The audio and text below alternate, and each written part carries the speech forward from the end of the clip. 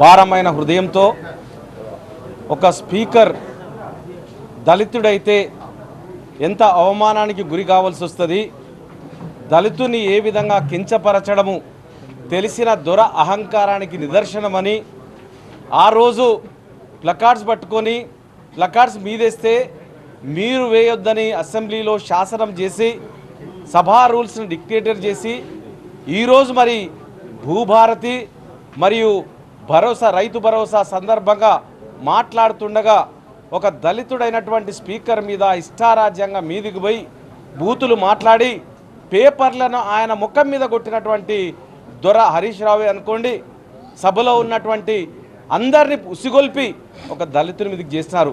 మరి ఆనాడు అదే దళితుడు సంపత్ కుమారు ఒక పేపర్ విసిరేస్తే మొత్తం అసెంబ్లీ నుంచి సస్పెండ్ చేసినారు. మరి వీళ్ళను కూడా నేను ఒకటే కోరుతా ఉన్నాను, మా ముఖ్యమంత్రి గారిని. ఓఎస్ఎస్ ఫర్టిలిటీలో అమ్మ నాన్నలకి పర్సనలైజ్ ట్రీట్మెంట్ ఇచ్చారు. In the good hands of science. Mummy daddy అవ్వాలంటే ఓఎస్ఎస్ కి కాల్ చేయండి. సభాపతిని వీళ్ళను కూడా సస్పెండ్ చేయాలని కోరుతా ఉన్నాం. చులకన భావం, వేల కోట్ల ఎకరాలను రంగారెడ్డి హైదరాబాద్ చుట్టూ ఉన్న భూములను కబ్జా చేసి వాళ్ళ అకౌంట్స్లో వేస్తారు. వాళ్ళ లెక్కలు ఉన్నాయి కాబట్టి మా లెక్కలు ఎక్కడ బయటపడతాయో మేము ఈ విధంగా గందరగోళం చేస్తాం.